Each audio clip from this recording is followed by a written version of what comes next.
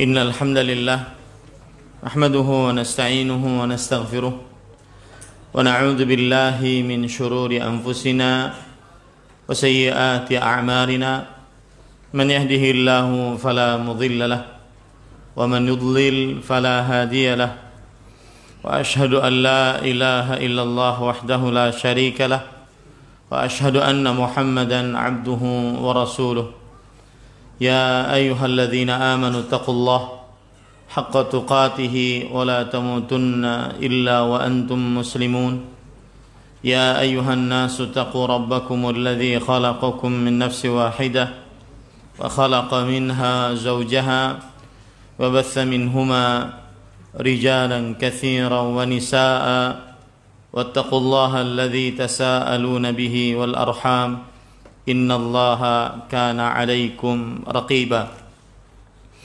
يا أيها الذين آمنوا اتقوا الله وقولوا قولا سديدا يصلح لكم أعمالكم ويغفر لكم ذنوبكم ومن يطع الله ورسوله فقد فاز فوزا عظيما أما بعد فإن أصدق الحديث كتاب الله وأحسن الهدي هدي محمد صلى الله عليه وعلى آله وسلم وشر الأمور محدثاتها وكل محدثة بدعة وكل بدعة ضلالة وكل ضلالة في النار.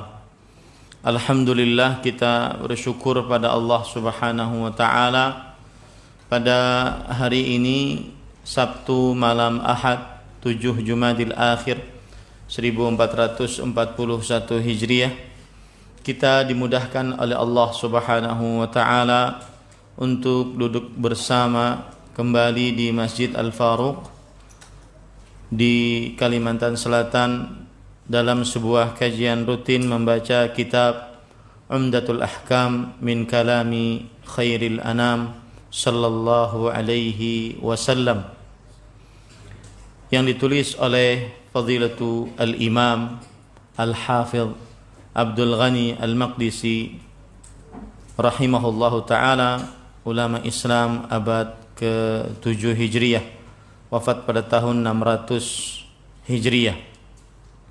Salawat dan salam semoga selalu Allah berikan kepada Nabi kita Muhammad sallallahu alaihi wa ala alihi wasallam, pada keluarga beliau, para sahabat, serta orang-orang yang mengikuti beliau sampai hari kiamat kelak.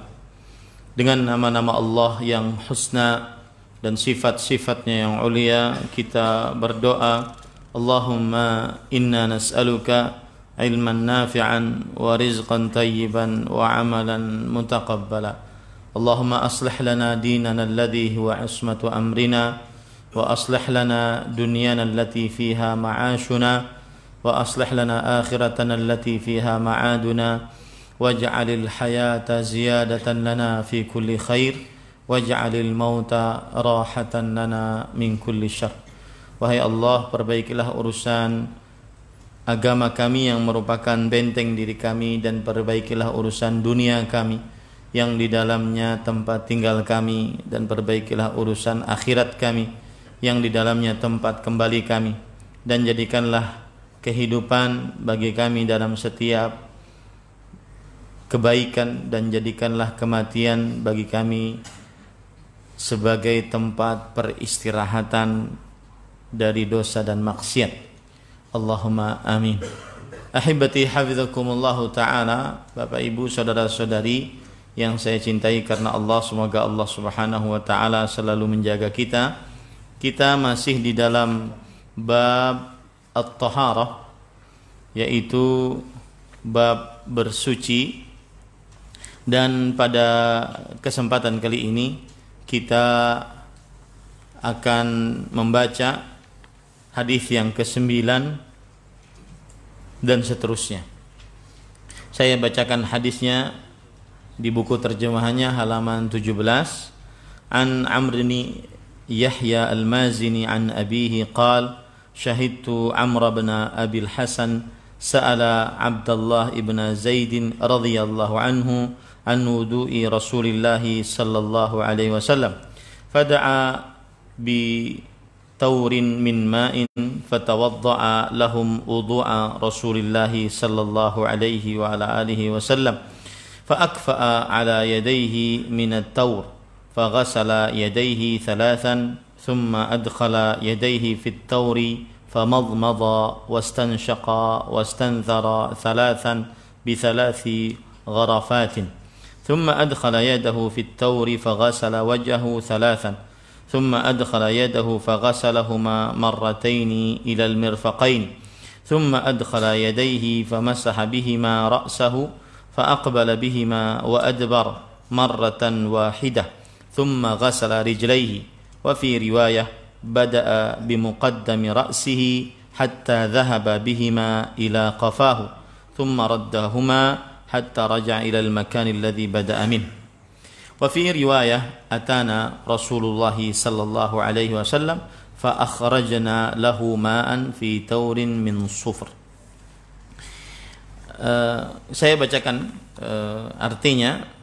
Amr ibn Yahya al-Mazini menuturkan dari bapaknya bahwa dia mengatakan, aku menyaksikan Amr bin Abi al-Hasan bertanya kepada Abdullah bin Zaid tentang tata cara wudu Rasulullah sallallahu alaihi wa alihi wasallam. Abdullah lantas meminta sebaskom air dan memberikan contoh berwudu kepada orang-orang sesuai dengan tata cara wudu Rasulullah sallallahu alaihi wasallam. Beliau menuangkan air dari baskom tersebut pada kedua telapak tangannya lalu membasuhnya 3 kali. Beliau lantas mencelupkan kedua tangannya ke dalam baskom tersebut lalu berkumur-kumur memasukkan air ke dalam hidung dan mengeluarkannya 3 kali menggunakan 3 cidukan tangan. Beliau lantas mencelupkan tangannya ke dalam baskom tersebut dan membasuh wajahnya 3 kali. Beliau lalu mencelupkan tangannya ke dalam baskom dan membasuh tangannya itu sampai ke siku sebanyak 2 kali. Beliau kemudian mencelupkan tangannya dan menggunakannya untuk mengusap kepala sekali dari belakang ke depan dan kembali dari depan ke belakang. Beliau lalu membasuh kedua kakinya. Dalam riwayat lain dikatakan, beliau mengusapkan kedua tangannya dari bagian depan sampai tengkuk dan mengembalikannya lagi pada posisi awal di mana beliau mulai mengusapkan kedua tangannya. Dalam riwayat lain dikatakan Rasulullah sallallahu alaihi wasallam mendatangi kami lantas menyediakan air dalam baskom dari kuningan untuk beliau. Poin pertama, ahibati hafizakumullah taala, kita akan mempelajari perawi-perawi yang ada dalam hadis ini. Di sini disebutkan Amr bin Yahya al-Mazini. Amr bin Yahya bin Umarah bin Abil Hasan. Amr bin Yahya bin Umarah bin Abil Hasan al-Mazini, dan beliau adalah seorang tabi'i karena melihat seorang sahabat Rasul sallallahu alaihi wasallam. Beliau adalah seorang tabi'i karena pernah melihat seorang sahabat Rasul sallallahu alaihi wasallam. Jadi nama lengkapnya Amr bin Yahya al-Mazini adalah Amr bin Yahya bin Umarah bin Abil Hasan al-Mazini, dan beliau seorang tabi'i karena pernah melihat sahabat Rasul sallallahu alaihi wasallam, wafat pada tahun 130 Hijriah rahimahullahu taala. Kemudian Amr bin Yahya al-Mazini menuturkan dari bapaknya, berarti bapaknya adalah Yahya bin Umarah bin Abil Hasan al-Mazini, dan ini juga seorang tabi'i. Ini juga seorang tabi'i. Amr ibn Yahya bin Umarah bin Abil Hasan al-Mazini. Jadi bapaknya namanya Yahya bin Umarah bin Abil Hasan al-Mazini. Paham ya? Amr bin Yahya al-Mazini menuturkan dari bapaknya. Bapaknya berarti siapa? Yahya bin Umarah bin Abil Hasan, bahwa dia mengatakan, aku menyaksikan Amr bin Abil Hasan. Aku menyaksikan Amr bin Abil Hasan. Para ikhwah, Amr bin Abil Hasan Al-Ansari Al-Mazini. Amr bin Abil Hasan Al-Ansari Al-Mazini. Dan beliau adalah sahabat Rasul sallallahu alaihi wasallam radhiyallahu anhu. Aku menyaksikan Amr bin Abil Hasan radhiyallahu anhu. Ya, Amr bin Abil Hasan di sini adalah siapa? Sahabat Rasulullah sallallahu alaihi wasallam. Jadi sudah ada 3 aktor dalam hadis ini. Yang pertama siapa? Amr bin Yahya. Kemudian bapaknya Yahya bin Umarah. Kemudian, dan ini dua-duanya apa? Seorang tabi'i. Kemudian Amr ibn Yahya atau Yahya ibn Umarah bertemu dengan seorang sahabat. Sahabat yang bernama Amr ibn Abil Hasan. Amr bin Abil Hasan Al-Ansari. Ya, Amr bin Abil Hasan Al-Ansari. Nah, kata Yahya bin Umarah, aku pernah menyaksikan Amr bin Abil Hasan. Berarti seorang tabi'i melihat sahabat. Ya, seorang tabi'i melihat siapa? Sahabat. Aku pernah menyaksikan Amr bin Abil Hasan bertanya kepada Abdullah bin Zaid. Abdullah bin Zaid bin Asim Al-Ansari Al-Mazini. Seorang sahabat Rasul sallallahu alaihi wasallam. Ikut peperangan bersama Rasul SAW, peperangan Uhud dan seterusnya. Namanya adalah Abdullah bin Zaid bin Asim Al-Ansari Al-Mazini. Seorang sahabat Rasulullah SAW ikut peperangan bersama Rasulullah SAW dari peperangan Uhud sampai selesai. Ada yang mengatakan beliau pernah ikut juga perang Badar. Ada yang mengatakan beliau tidak pernah ikut perang Badar. Di dalam agama Islam, dalam sejarah Islam, peperangan Badar itu istimewa karena yang ikut peperangan Badar dijamin ampunan oleh Rasulullah sallallahu alaihi wasallam. Makanya dalam biografi para sahabat sering disebutkan Al-Badri. Al-Badri maksudnya adalah sahabat yang pernah mengikuti perang Badar. Jadi tidak sembarangan. Makanya para ulama pun membicarakan ini sahabat pernah ikut perang Badar atau tidak. Tetapi yang pasti siapa? Abdullah bin Zaid bin Asim Al-Ansari radhiyallahu anhu, beliau mengikuti perang Uhud. Dan terjadi perbedaan pendapat di antara para ahli sejarah Islam apakah beliau mengikuti perang Badar atau tidak. Dan juga beliau mengikuti peperangan memerangi Musailamah Al-Kadzab. Musailamah yaitu seorang yang mengaku menjadi nabi sepeninggal Nabi Muhammad sallallahu alaihi wasallam. Kemudian beliau wafat pada tahun 63 Hijriyah. Abdullah bin Zaid bin Asim Al-Ansari Al-Mazini wafat pada tahun 63 Hijriyah. Jadi di sini ceritanya yaitu Yahya bin Umarah seorang tabi'i pernah menyaksikan 2 sahabat. Sahabat yang pertama Amr bin Abil Hasan bertanya kepada Abdullah bin Zaid. Bertanya kepada Abdullah bin Zaid tentang tata cara wudu Rasulullah sallallahu alaihi wa ala alihi wasallam. Berarti di sini para ikhwah yang dirahmati oleh Allah Subhanahu wa taala bahwa hadis ini membicarakan tentang tata cara wudu Rasulullah sallallahu alaihi wa ala alihi wasallam. Di sini disebutkan Abdullah lantas meminta sebaskom air. Fada'a bi taurin min ma. Baskom bisa diartikan baskom, tapi baskom sebenarnya besar. Ya. Taur itu adalah al-ina as-saghir atau yang disebut dengan at-tost. At-tost artinya adalah seperti baskom tapi kecil. Nah, ini perlu diperhatikan. Ya. Jadi diterjemahkan di sini apa? Beliau Abdullah lantas meminta sebaskom air. Catat, baskom yang dimaksud taur yaitu al-ina as-saghir. Artinya baskomnya kecil, tidak besar. Karena mungkin ada yang kepikiran, gimana Ustaz baskom kecil nanti kan airnya disiramkan, otomatis susah ngangkatnya. Tapi sebenarnya baskomnya apa? Kecil. Karena itulah kenapa hikmah bahasa Arab dijadikan bahasa agama, bahasa dasar Al-Quran dan hadis Rasulullah SAW. Karena bahasa Arab sangat kaya. Ya, kadang-kadang satu tempat beda-beda bahasanya. Baskom, ada baskom besar, ada baskom kecil. Baskom kecil diantaranya taur.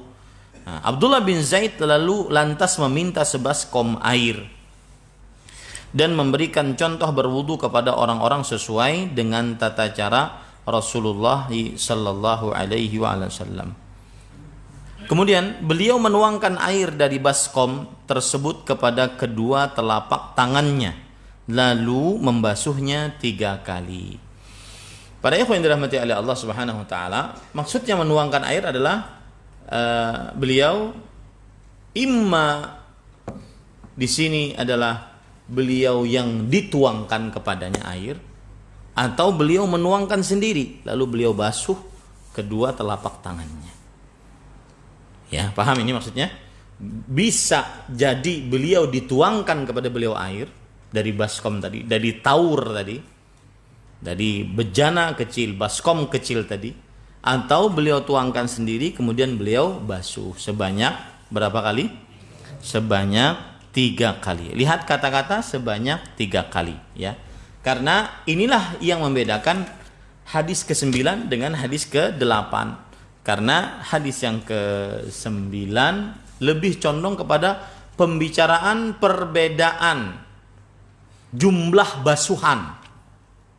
Ya, jumlah basuhan. Kalau hadis yang ke-8 semuanya 3 kali. Hadis yang ke-9 ya, ada yang berkaitan dengan jumlah basuhan 3 kali, ada yang jumlah basuhannya 2 kali. Ini membasuh tangan dulu, kedua telapak tangan dibasuh sebanyak 3 kali. Caranya baskom kecil tadi dituangkan airnya, kemudian dibasuh tangannya sebanyak 3 kali. Berarti menuangkannya pun sebanyak berapa? 3 kali. Nah, kemudian di sini para ikhwah, beliau lantas mencelupkan kedua tangannya ke dalam baskom tersebut lalu berkumur-kumur. Sesudah dibasuh, maka beliau memasukkan ke dalam baskom tangannya. Kemudian berkumur-kumur. Berarti di sini beliau memasukkan tangan yang sudah dibasuh tadi ke dalam bejana. Berarti airnya otomatis sudah terpakai. Disinilah tidak berlaku air yang disebut dengan air musta'mal, air yang sudah dipakai. Air yang sudah dipakai berdasarkan hadis ini dia tahir mutahhir, suci dan bisa mensucikan. Suci dan bisa mensucikan. Kenapa? Karena buktinya Abdullah bin Zaid sesudah membasuh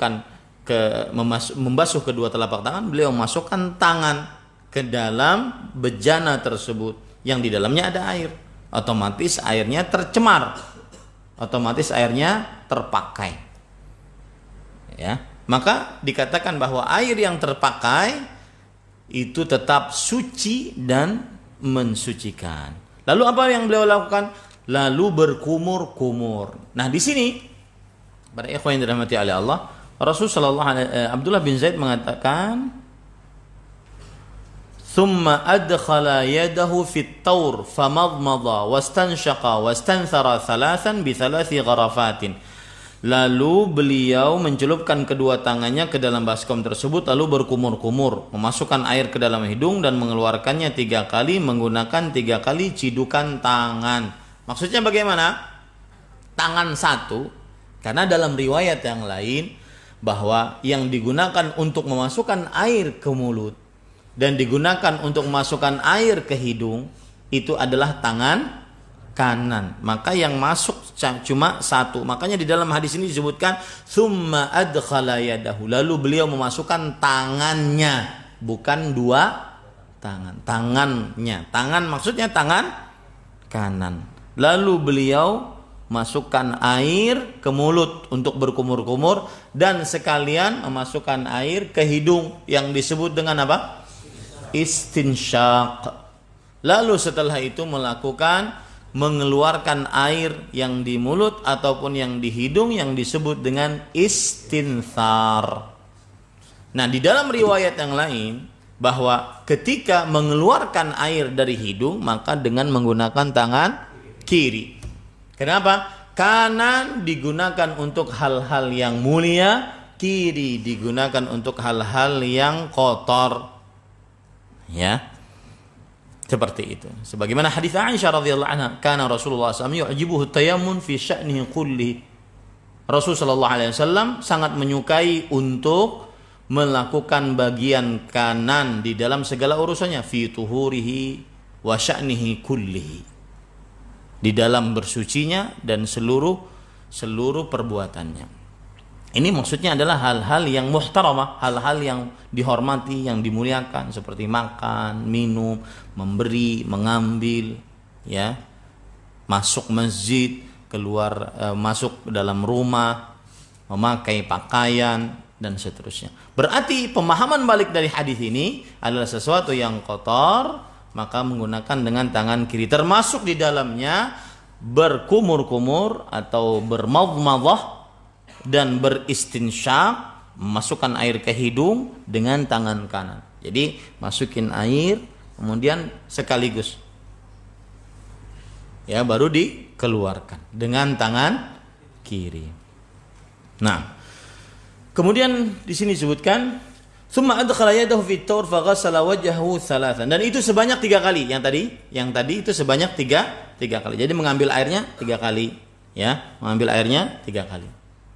Kalau tidak terbiasa, dibiasakan. Ustadz kesadakan. Nah, itu urusan pian tuh. Ya, dibiasakan berarti. Kalau tidak terbiasa, ya. Ustadz tidak bisa kecuali kumur-kumur, kemudian baru setelah itu istinsyak, ya. Tidak bisa sekaligus karena tidak terbiasa. Maka dibiasakan. Kalau memang tidak biasa, la yukallifullahu nafsan illa wus'aha. Allah tidak membebani seseorang kecuali sesuai dengan kemampuan. Lalu kemudian beliau lantas mencelupkan tangannya ke dalam baskom tersebut dan membasuh wajahnya 3 kali. Lihat tangannya di sini, ya, dan membasuh wajahnya 3 kali. Yaitu masukkan, kemudian basuh wajah. Dan wajah sudah saya sebutkan bahwa batasannya adalah kalau secara vertikal gini ya, ya, atas bawah itu dari ujung rambut di atas, di awal dahi sampai ke dagu. Itulah batasan wajah. Kemudian dari horizontal yaitu dari telinga sampai telinga. Itu batasan wajah. Itu yang wajib dibasuh. Maka masukkan tangan kemudian mengusap. Masukkan tangan lagi kemudian usap. Ya. Seperti itu, dibasuh sebanyak 3 kali. Kemudian thumma adkhala yadayhi faghasalahuma marrataini ilal mirfaqaini. Lalu beliau mencelupkan tangannya ke dalam baskom dan membasuh tangannya sampai ke siku sebanyak 2 kali. Nah, ini lihat bedanya. Dari tadi 3 kali, ya, membasuh telapak tangan 3 kali, berkumur-kumur, istinsyak dan istinthar 3 kali, membasuh wajah 3 kali, kemudian membasuh tangan sampai siku berapa? 2 kali. Ini menunjukkan, nanti kita akan ambil faedah hadisnya. Ini menunjukkan bahwasanya dalam satu gerakan wudhu dari awal sampai akhir boleh beda-beda. Ya, misalkan membasuh wajah sekali, membasuh tangan 2 kali, kemudian membasuh kaki 3 kali, terserah. Ya, tidak mengapa yang seperti itu berdasarkan hadis ini. Kemudian thumma adkhala yadahu ila yadayhi famasaha bihima ra'sahu faaqbala bihima wa adbara marratan wahidah. Para ikhwan yang dirahmati oleh Allah Subhanahu wa taala, kemudian beliau mencelupkan tangannya dan menggunakannya untuk mengusap kepalanya sekali dari belakang ke depan dan kembali dari depan ke belakang. Ini mengambil air baru. Lihat semua yang dilakukan tadi dengan air baru.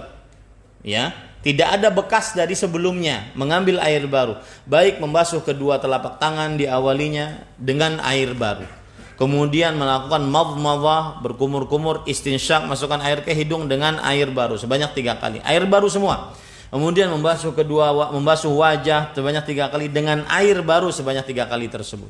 Kemudian membasuh tangan dari mulai ujung jari jemari sampai siku dengan air baru. Ya. Nah, ini kan tangannya masih basah nih. Meskipun tangannya masih basah, maka tetap untuk mengusap kepala dengan air baru. Paham ini? Dengan air baru, ya. Beliau kemudian mencelupkan tangannya dan menggunakannya untuk mengusap kepalanya sekali. Lihat di sini disebutkan kata-kata apa? Sekali. Famasaha bihima ra'sahu fa'aqbala bihima wa adbara marratan wahidah. Sekali saja. Dimulai dari mana? Ya, famasaha bihima ra'sahu fa'aqbala bihima wa adbara. Fa'aqbala artinya dari belakang ke depan. Wa adbar dari depan ke belakang. Ya. Ini dan itu dilakukan apa? Sekali. Dan ini sepakat para ulama dari mazhab yang 4 sepakat bahwa yang paling sempurna dari mengusap kepala adalah seluruh kepala. Karena ada ayatnya, tidak bisa ditafsirkan macam-macam. Wamsahu biru'usikum. Dan usaplah kepala kalian. Cuma mereka berbeda pendapat dalam perihal apa batasan paling minimal yang sah seseorang untuk mengusapnya, paling minimal. Nah, anehnya sebagian kaum muslimin, terutama yang bermadzhab Syafi'i, mereka mengambil batasan paling minimal dan meninggalkan batasan yang paling sempurna. Ini aneh. Ya. Jadi seakan-akan mazhab Imam Syafi'i itu batasannya yang paling sempurnanya adalah batasan minimal tadi, yang 3 helai, ya, ataupun yang cuma sekian saja. Itu yang dipertahankan. Sedangkan mazhab Imam Asy-Syafi'i rahimahullah, beliau mengatakan yang paling sempurna adalah seluruh rambut kepala. Itu yang paling sempurna di dalam berwudu, dan itu kesepakatan para ulama mazhab. Cuma mereka berbeda pendapat dalam permasalahan apa? Permasalahan adalah batasan paling minimal. Bahasa Arabnya al-qadrul mujzi lisihhah. Batasan paling minimal untuk sahnya mengusap kepala. Itu berbeda pendapat. Sebagian ulama dia mengatakan setengah kepala. Sebagian ulama mengatakan seperempat kepala. Sebagian ulama dia mengatakan pokoknya asal kena rambut. Karena kata-kata wamsahu biru'usikum, ba di situ biru'usikum adalah sebagian, dan sebagian yahsul bi sya'rah atau sya'ratain atau thalath sya'rat. Kadang-kadang sebagian itu bisa dapat 1 rambut, 2 rambut, 3 rambut, yang penting kena. Tapi kenapa ini yang dipakai sedangkan yang sempurna tidak diamalkan? Nah, ini para ikhwah. Nah, kemudian beliau lalu membasuh kedua kakinya. Ya. Dalam riwayat lain beliau mengusapkan kedua tangannya dari bagian depan sampai tengkuk dan mengembalikannya lagi pada posisi awal di mana beliau mulai mengusap kedua tangannya. Nah, di dalam riwayat yang lain ada kebalikannya, dari depan ke belakang. Kemudian sampai tengkuk. Kemudian dari belakang ke depan. Kebalikan dari riwayat yang pertama tadi. Dalam riwayat yang lain, Rasulullah SAW mendatangi kami dan kami lantas menyediakan air dalam baskom dari Kuningan untuk beliau. Ini menunjukkan para ikhwan yang dirahmati oleh Allah Subhanahu wa taala bahwa air yang ada air yang dimasukkan ke dalam baskom dan baskomnya terbuat dari kuningan, maka ini tetap boleh untuk digunakan sebagai alat berwudu.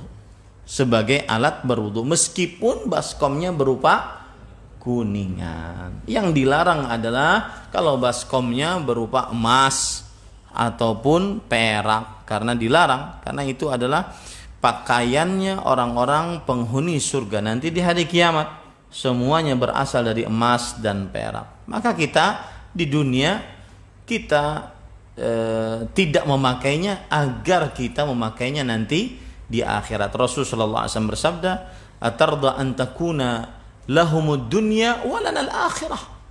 Apakah kalian rela bahwasanya mereka memakainya di dunia dan kita nanti memakainya di akhirat? Di dunia paling berapa? 60-70 kehidupan manusia. Ya, sedangkan di akhirat kekal abadi. Nah, itu makna dari hadis ini para ikhwan yang dirahmati oleh Allah Subhanahu wa taala. Baik, kita ambil beberapa pelajaran dari hadis ini. Yang pertama, disyariatkan untuk melakukan kumur-kumur atau madmadah dan istinsyaq atau memasukkan air ke hidung sebanyak 3 kali. Diambil dari 3 air yang baru.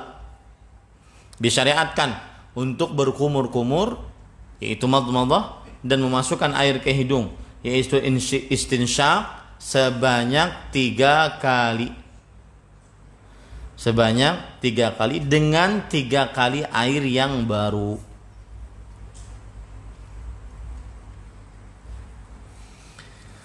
Nah, kemudian pelajaran dari hadis ini juga disyariatkan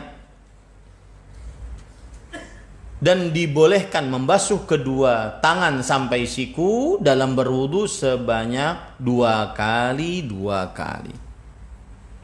Ya, 2 kali.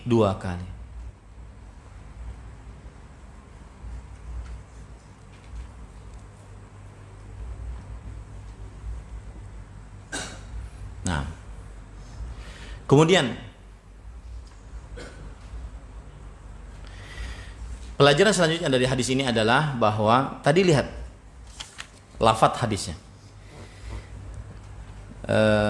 Di sini disebutkan thumma adkhala yadahu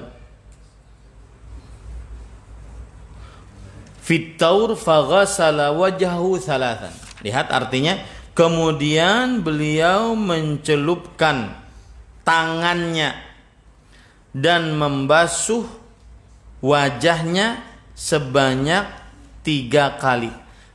Saya katakan kan tadi tangan, 1 tangan. Jadi seakan-akan di dalam hadis ini 1 tangan kemudian mengusap wajah. 1 tangan kemudian mengusap 1 wajah.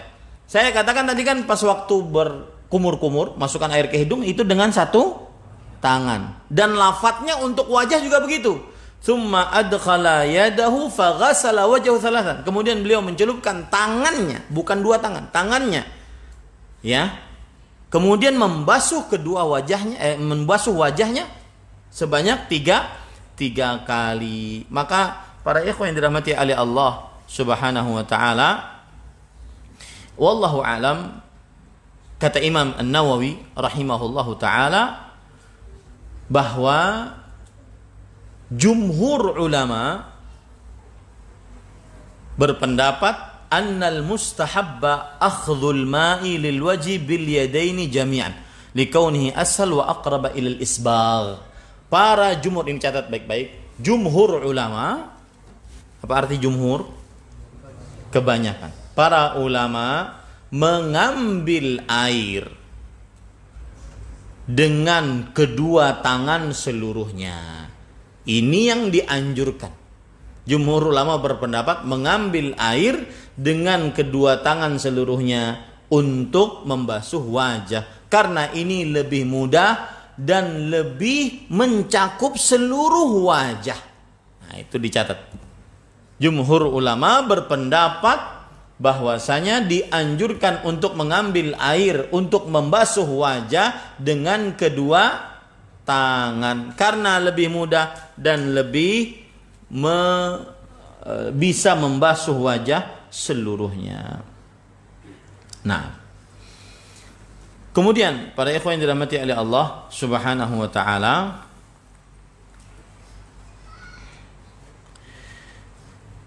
pelajaran selanjutnya dari hadis ini juga adalah bahwa mengusap kepala yang paling sempurna adalah seluruh rambut kepala. Mengusap kepala yang paling sempurna adalah seluruh rambut kepala. Dan kemudian terjadi perbedaan pendapat tentang batasan paling minimal sahnya mengusap kepala. Itu dia. Dan kemudian terjadi perbedaan pendapat tentang batasan paling minimal. Apakah setengah kepala? Karena Rasulullah SAW pernah beliau berwudu dan beliau memakai surban. Kemudian surbannya beliau begini kan. Kemudian beliau usap di sini.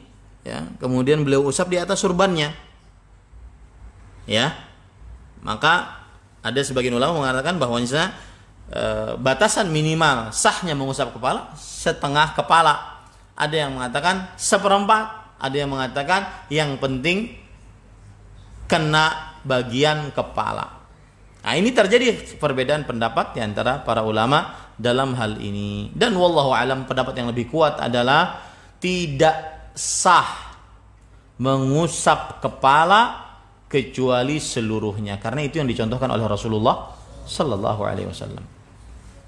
Kemudian pelajaran selanjutnya, tata cara mengusap kepala bisa dari depan ke belakang kemudian kembali ke depan, atau bisa dari belakang ke depan kemudian kembali ke belakang. Jadi dua-duanya boleh. Tata cara mengusap kepala bisa dari depan ke belakang kemudian kembali ke depan, atau dari belakang ke depan kemudian kembali ke belakang. Dua-duanya disyariatkan. Adzan? Ya, silahkan adzan dulu.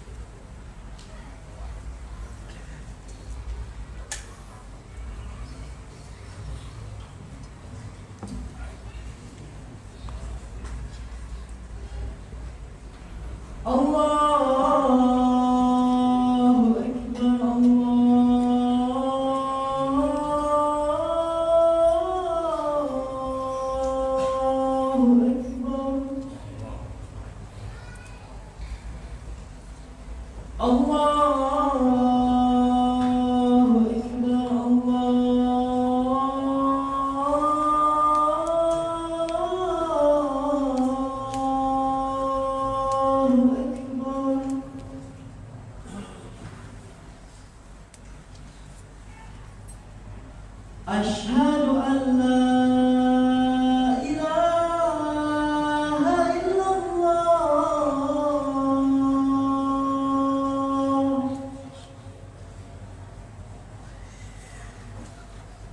Asyhadu an la ilaha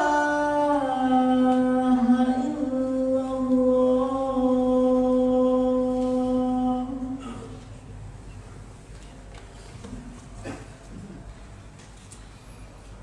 Asyhadu anna Muhammadar Rasulullah.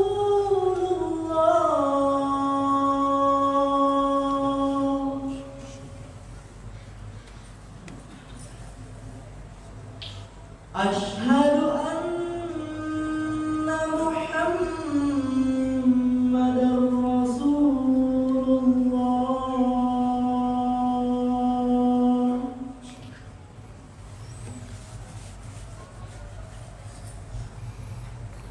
Hayya 'alas salah.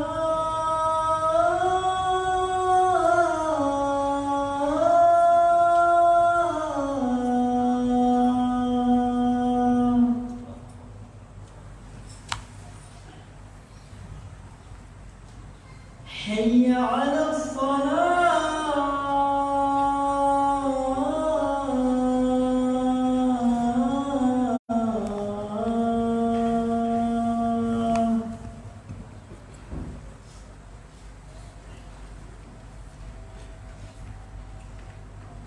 Hayya 'alal falah.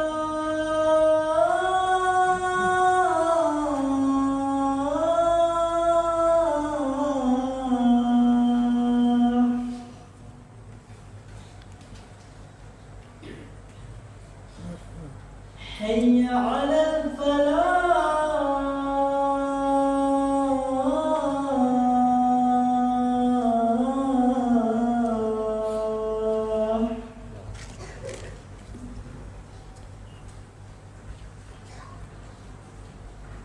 الله أكبر الله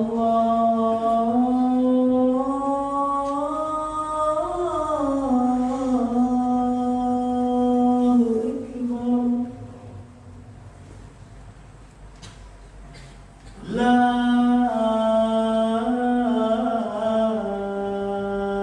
إله إلا الله. La ilaha illallah. Allahumma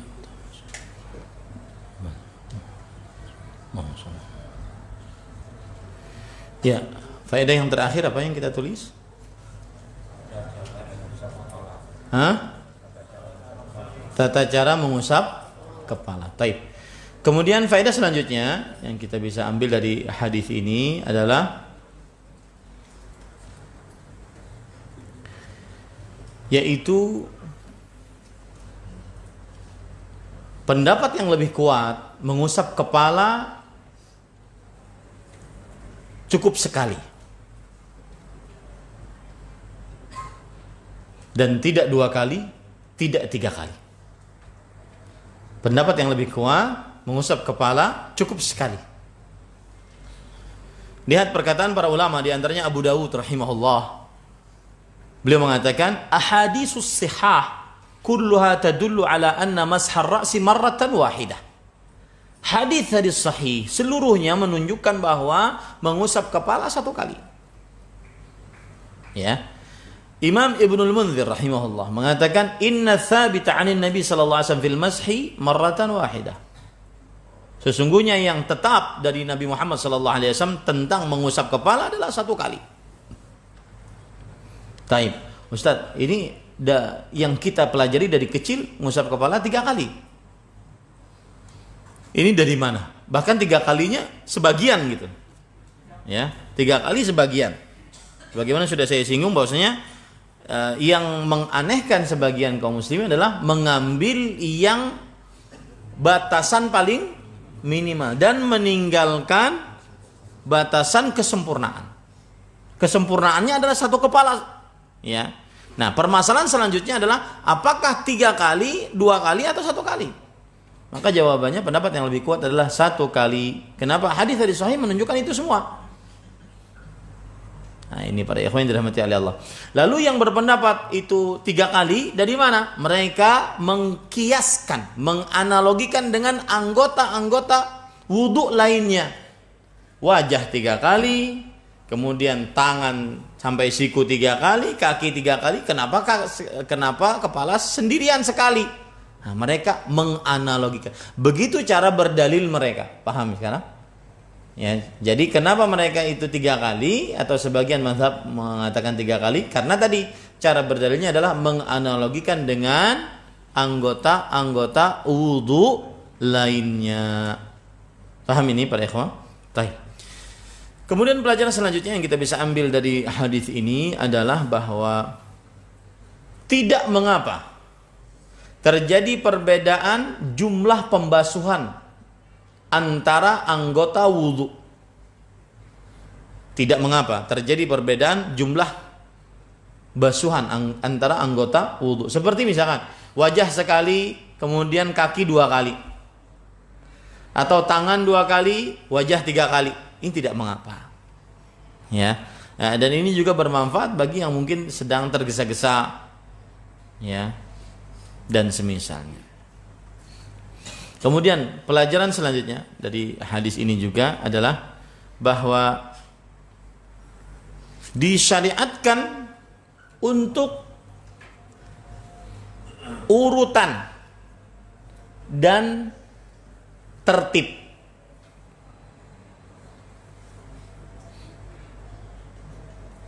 Tertib itu urutan itu maksudnya adalah tidak boleh mendahulukan bagian akhir dari anggota wudhu dan mengakhirkan bagian awal dari anggota wudhu. Itu urutan. Harus urutan. Urutan atau tertib itu? Enggak sama. Ya, kalau tertib berkaitan dengan bahwa tidak boleh ada jeda antara membasuh anggota wudhu yang satu dengan yang lainnya. Misalkan saya beri contoh. Antum pilih ini urutan atau tertib ya. Membasuh wajah, kemudian antum makan bakso. Baru setelah itu basuh tangan. Nah, ini tidak tertib atau tidak urutan? Tidak tertib. Maksudnya jangan sampai wajah kering baru kita membasuh tangan. Nah, disyariatkan dua-duanya, urutan dan tertib. Urutan adalah, ini catat, urutan adalah mendahulukan anggota wudhu yang didahulukan dan mengakhirkan yang diakhirkan. Tidak boleh dibalik, kaki lebih dahulu karena merasa lebih kotor dibandingkan wajah. Nggak boleh. Harus sesuai dengan apa? Urutan. Ya, sesuai dengan urutan. Bahasa Arabnya adalah at-tertib, sesuai dengan urutan. Kemudian harus sesuai dengan mualat. Mualat artinya apa? Tertib. Artinya tertib itu yaitu jangan sampai membasuh anggota tubuh yang satu kemudian sebelumnya sudah kering. Nah, itu tidak boleh seperti itu. Kemudian sebelumnya sudah kering. Nah, kemudian pelajaran selanjutnya yang kita bisa ambil dari hadis ini sudah saya jelaskan tadi bahwa disyariatkan mengambil air baru untuk membasuh anggota tubuh yang baru. Anggota wudhu. Disyariatkan mengambil air baru untuk membasuh anggota wudhu. Kemudian pelajaran selanjutnya yang bisa ambil dari hadis ini juga adalah bolehnya berwudu dengan bejana terbuat dari kuningan. Tidak mengapa ini. Bolehnya berwudu dengan bejana terbuat dari kuningan.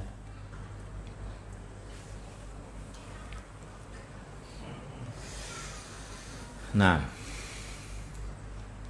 saya ini mensyarah hadis baca 5 kitab, jadi bingung mana yang harus didahulukan. Nah, bentar, ada lagi nggak faedah dari hadis yang dari kitab yang lain?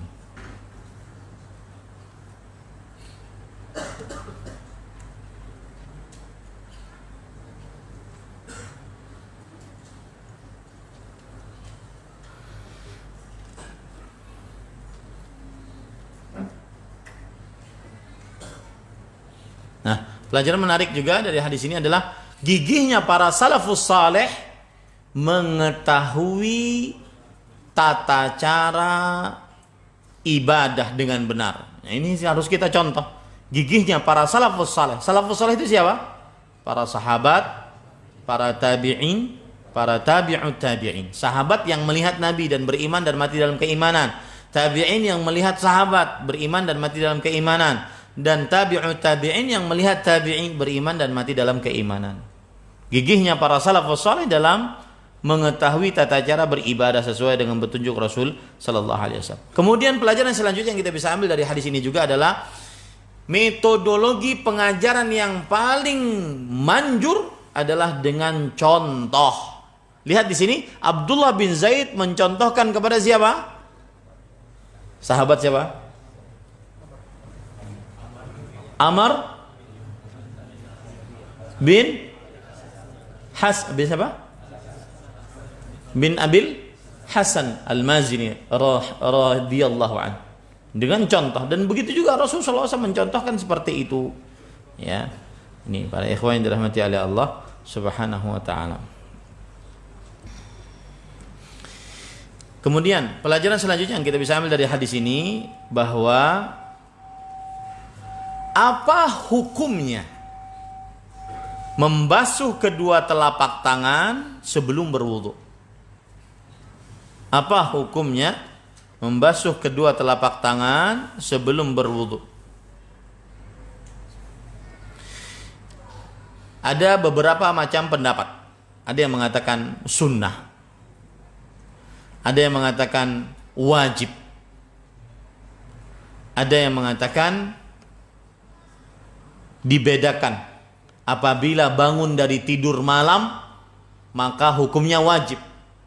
Apabila tidak bangun dari tidur malam, maka hukumnya sunnah. Wallahu alam, pembedaan ini yang lebih tepat.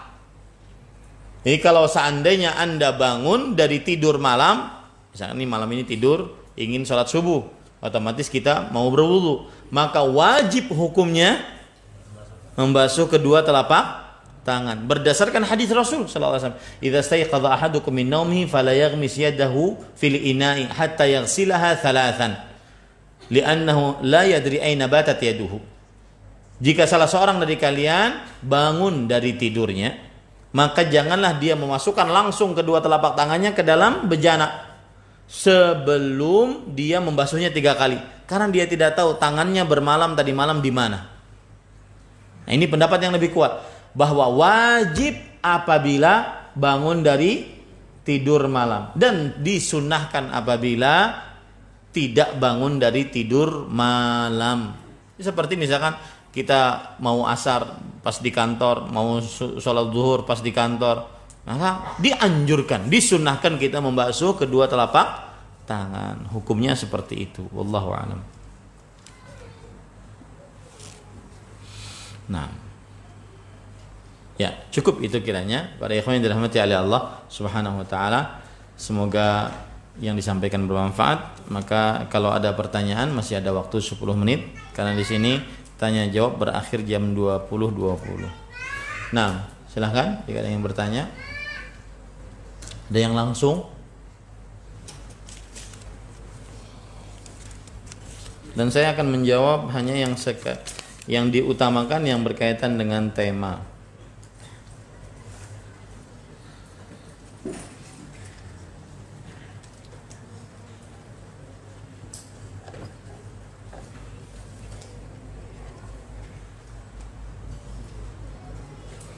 Ya, di sini ada pertanyaan bagus para ikhwan yang dirahmati oleh Allah Subhanahu wa taala. Apakah ada hadis yang meriwayatkan membasuh telinga dalam berwudu? Maka jawabannya adalah tidak ada hadis khusus dari Rasul sallallahu alaihi wasallam membasuh telinga di dalam sifat wudu. Tetapi ada hadis yang berbunyi diriwayatkan oleh Imam Ibnu Majah dari sahabat Abdullah bin Zaid. Ini dia, Abdullah bin Zaid Al-Ansari yang meriwayatkan hadis ini, Al-Mazini. Dalam riwayat Imam Ibnu Majah, beliau mengatakan al-udhunani minar ra's. 2 telinga termasuk bagian kepala. Berarti sembari mengusap kepala, maka juga mengusap telinga. Ya, sembari mengusap kepala, maka juga mengusap telinga dengan satu air. Kenapa? Karena telinga bagian dari kepala. Taib. Sedangkan dalam beberapa mazhab fikih di antara mazhab Syafi'i, bahwasanya untuk telinga mengambil air baru, karena mereka menganggap bahwasanya telinga adalah anggota baru. Ya, telinga adalah anggota baru, maka dia mengambil air baru. Wallahu alam, pendapat yang lebih kuat adalah bahwa telinga bagian dari kepala, maka mengusapnya sekalian dengan mengusap kepala. Caranya yaitu memasukkan kedua telapak tangan ke dalam bejana atau membasahinya kalau seandainya pakai keran, kemudian kita usap dari belakang dari depan ke belakang, kembalikan, kemudian setelah itu masukkan jari telunjuk. Lalu setelah itu kita jalankan dari jempol kita dari bawah ke atas. Ya, dari jempol dari bawah ke atas, dan tidak perlu diikuti bentuk telinganya. Ya, seperti ya, tapi dari bawah ke atas sudah cukup. Seperti itu para ikhwan dirahmati oleh Allah Subhanahu wa taala. Dan disebutkan di dalam kitab Al-Mawsu'ah Al-Fiqhiyah, ensiklopedia fikih yang ditulis oleh para ulama di Kuwait, bahwasanya jumhur ulama berpendapat anna mashal udhunain sunnah mustahabbah laisa wajibah. Mereka sepakat, jumhur ulama bersepakat, kebanyakan para ulama berpendapat bahwa mengusap kedua telinga hukumnya sunnah, bukan wajib. Artinya kalau tidak diusap pun apa wudunya sah. Paham ini para ikhwah? Wallahu a'lam.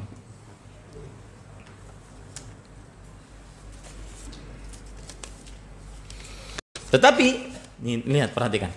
Tetapi kalau seandainya mohon anak-anak yang di sini diberitahu jangan di sini mengganggu. Meskipun itu anak saya.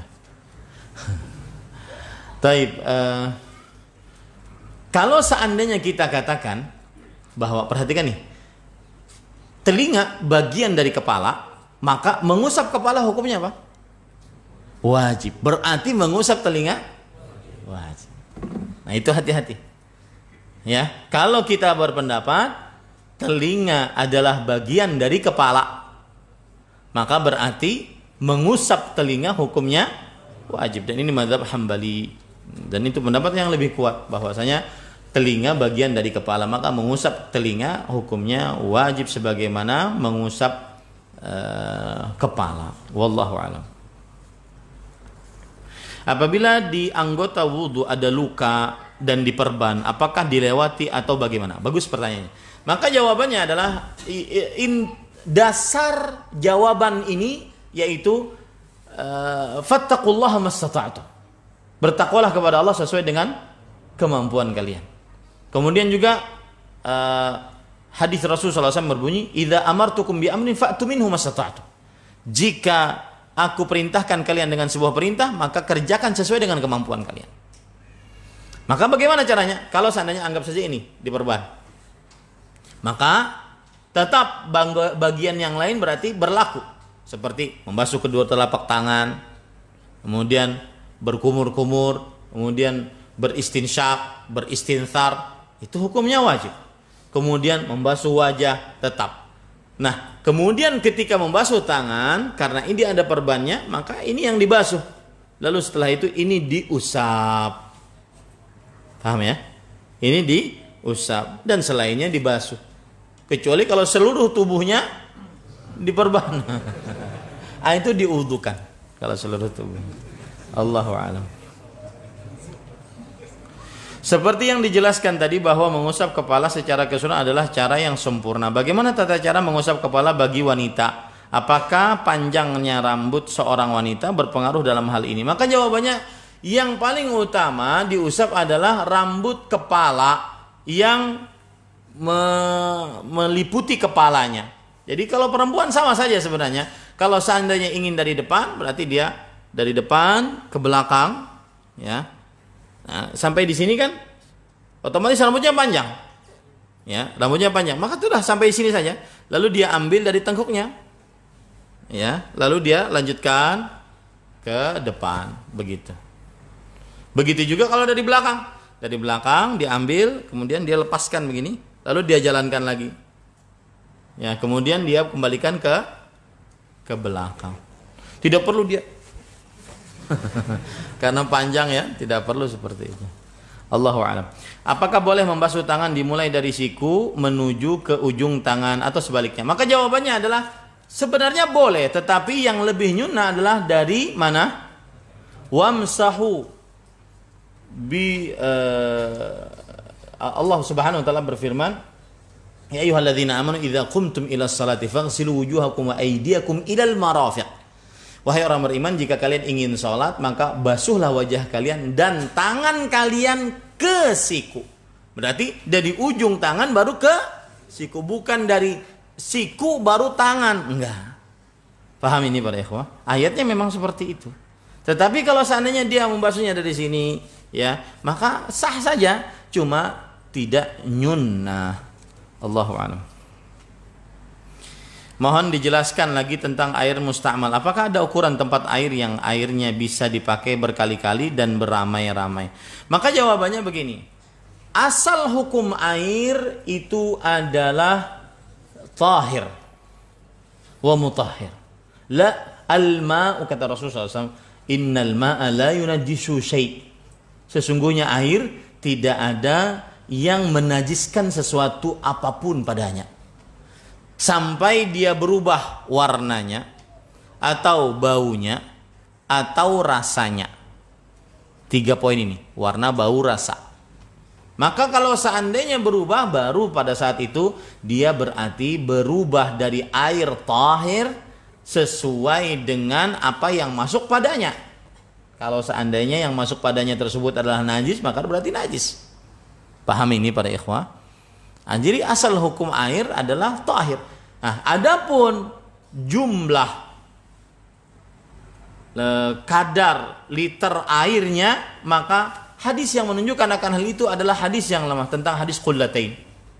Hadis yang lemah. Kalaupun dia sahih hadisnya, hadis 2 kulah, maka yang dijadikan ukuran adalah perubahan pada airnya, rasanya, warnanya, baunya. Paham ini?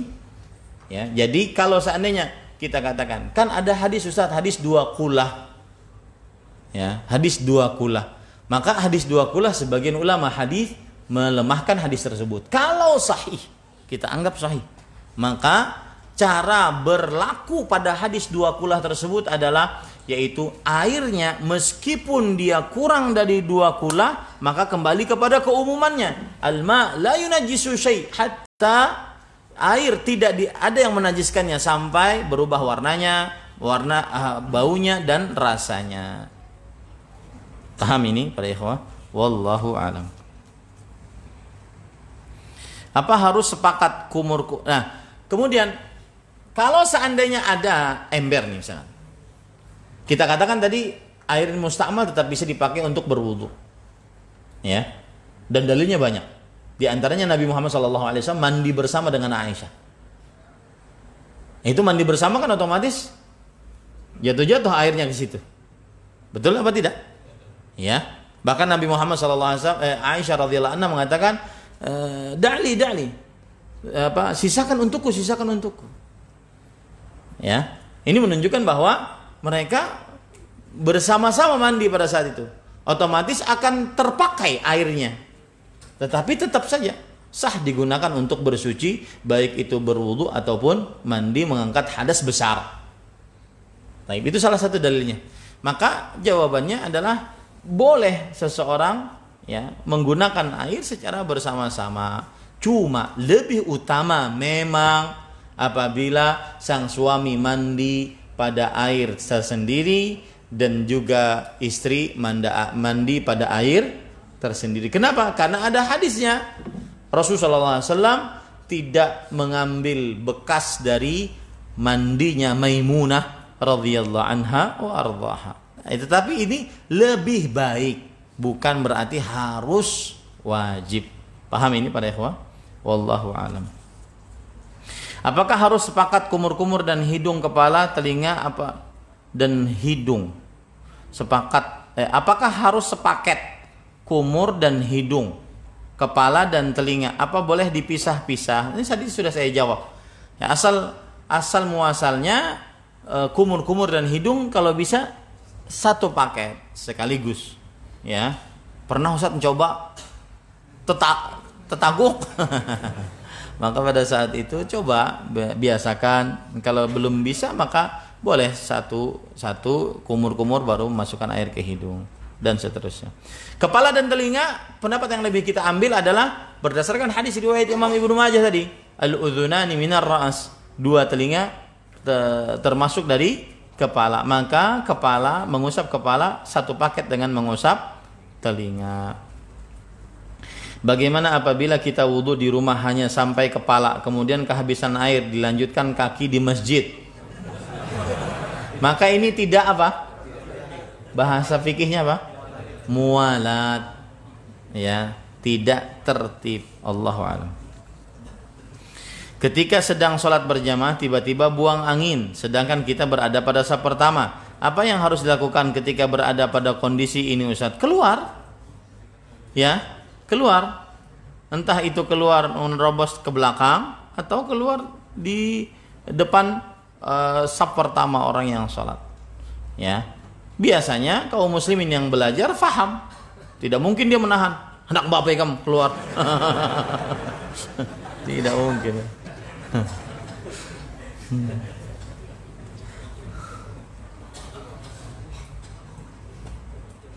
Mbak tuh dibisiki sidin, aku bekantut.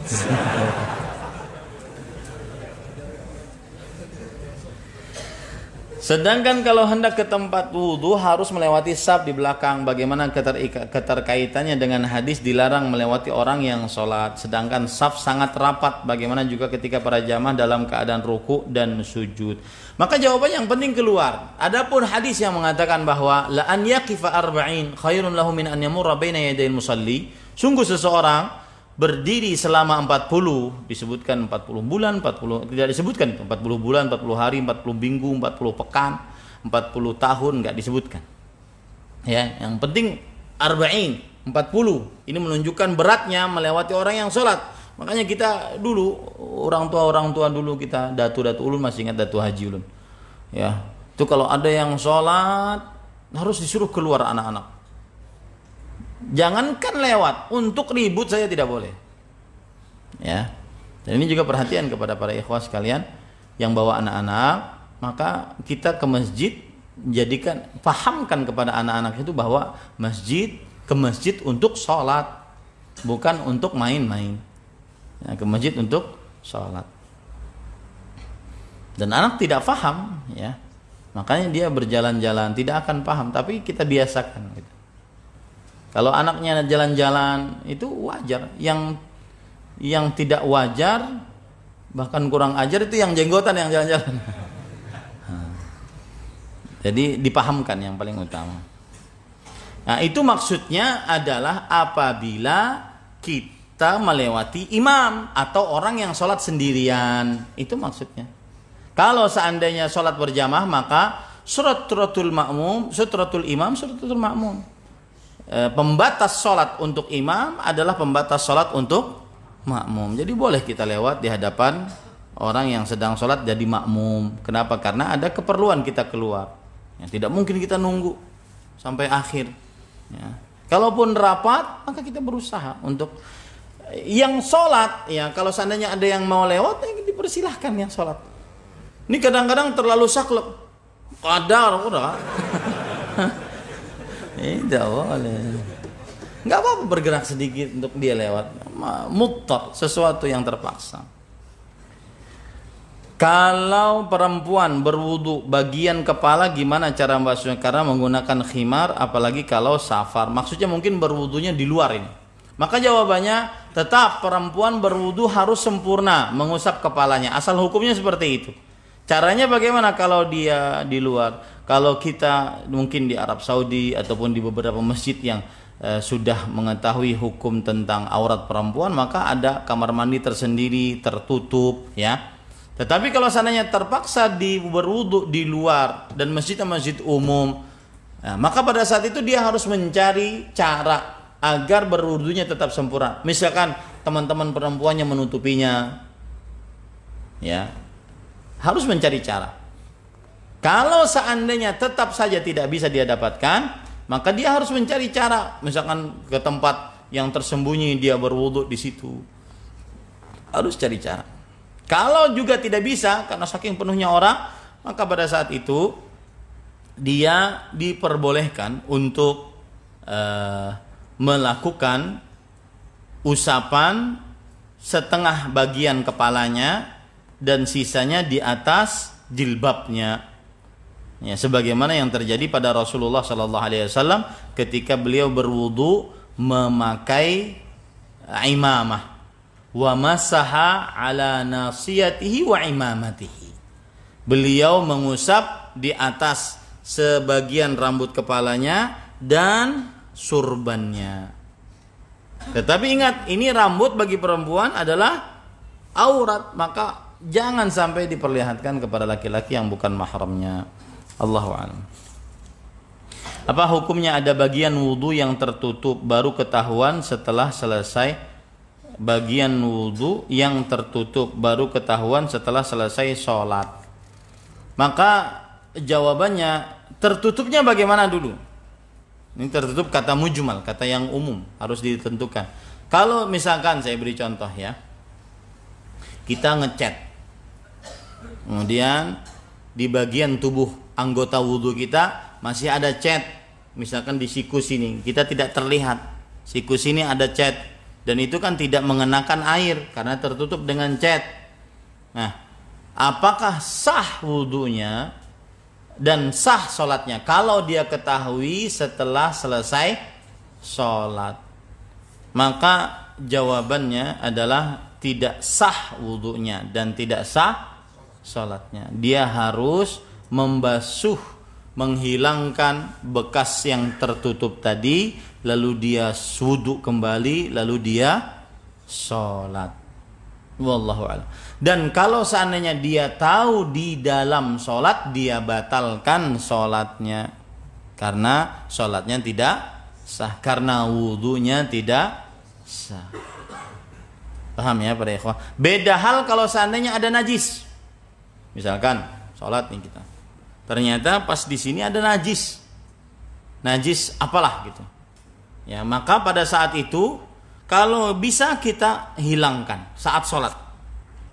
Ya, kalau sedang sholat kita tahunya, kita bisa hilangkan.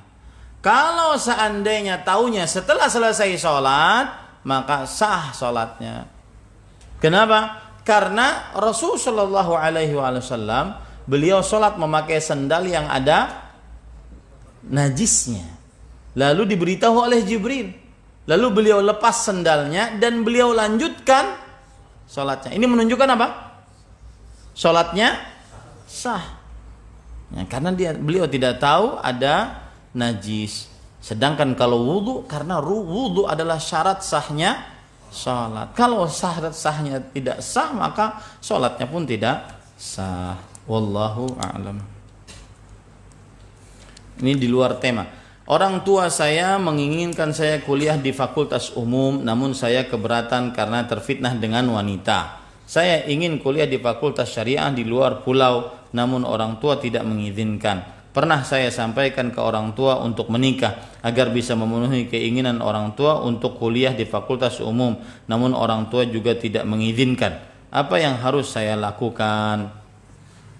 Maka jawabannya pada ikhwah yang dirahmati oleh Allah Subhanahu wa taala, kalau seandainya seseorang sudah tidak sanggup untuk menahan syahwat dan dia mampu ba'ah, yaitu menafkahi lahir dan batin, maka dia menikah. Dibujuk terus orang tuanya agar menikah, agar dia bisa menikah, sehingga nanti dia bisa kuliah dengan aman. Tapi kalau seandainya dia tidak mampu untuk ba'ah, maka pada saat itu dia membujuk orang tuanya agar dia bisa kuliah di fakultas yang keagamaan, sehingga bermanfaat untuk orang tuanya dan untuk dirinya sebelumnya. Nah, di sini jadi ada dua permasalahan, kuliah di fakultas umum atau kuliah di fakultas agama. Maka otomatis ya, fakultas agama lebih utama dibandingkan umum. Ya. Tetapi tadi masalahnya orang tuanya tidak setuju, maka pada saat itu dia berkomunikasi terus dengan orang tuanya, ya, bahwasanya di fakultas syariah lebih utama untuk keperluan anak dan juga orang tua kelak. Demikian. Dan di situ usaha. Dan kadang-kadang sebagian anak terjadi kedurhakaan saat mau menikah. Ini sering saya lihat, sering saya perhatikan. Ada anak sangat bakti kepada orang tuanya, pas saat mau menikah durhaka dia. Kenapa? Orang tuanya tidak setuju dengan pilihannya, atau